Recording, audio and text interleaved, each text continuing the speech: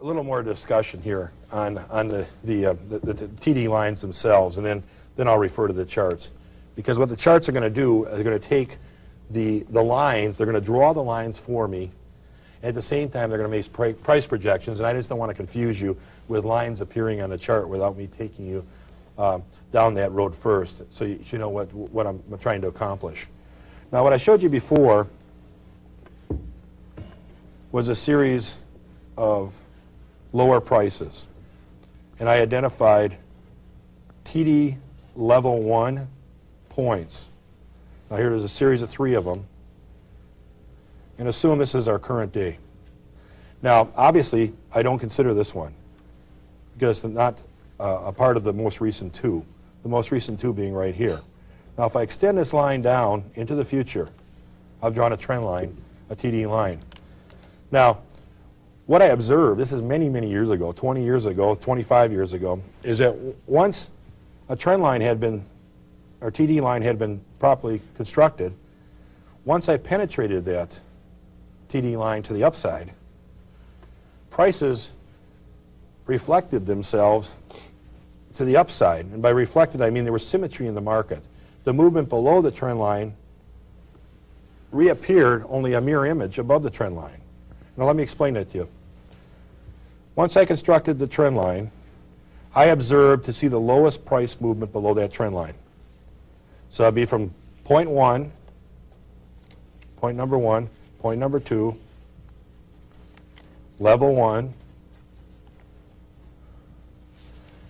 extended into the future. I would identify the lowest price point, which in this case is here.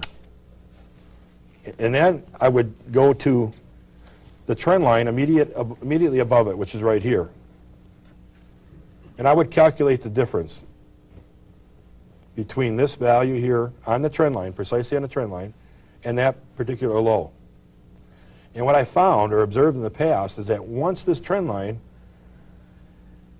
had been penetrated to the upside and had been qualified, not only would prices break to the upside, but they would satisfy a price calculation of a movement which would replicate the movement below the trend line. Now let me explain to you a little further here. Say, for example, this value, just to simplify things, on that particular trend line were 20.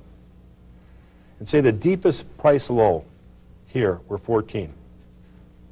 This is XYZ stock or whatever. I mean, there's a lot of volatility you can see here, but say there was some news and prices got hit pretty badly and it was way overdone, whatever the excuse was.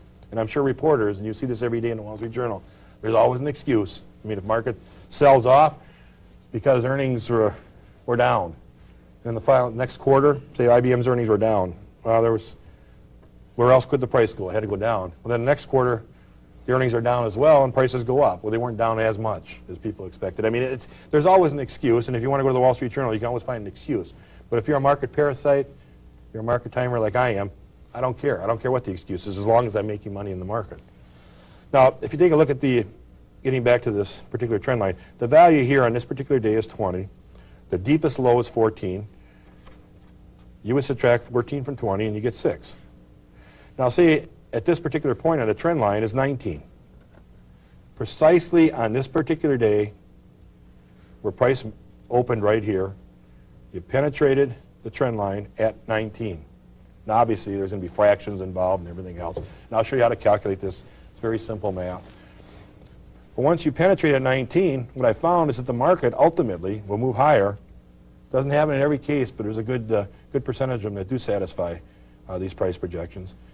But nevertheless, I have a breakout at 19. I would take 19, which is the breakout, and I would add 6 to it and come up with a price objective of 25.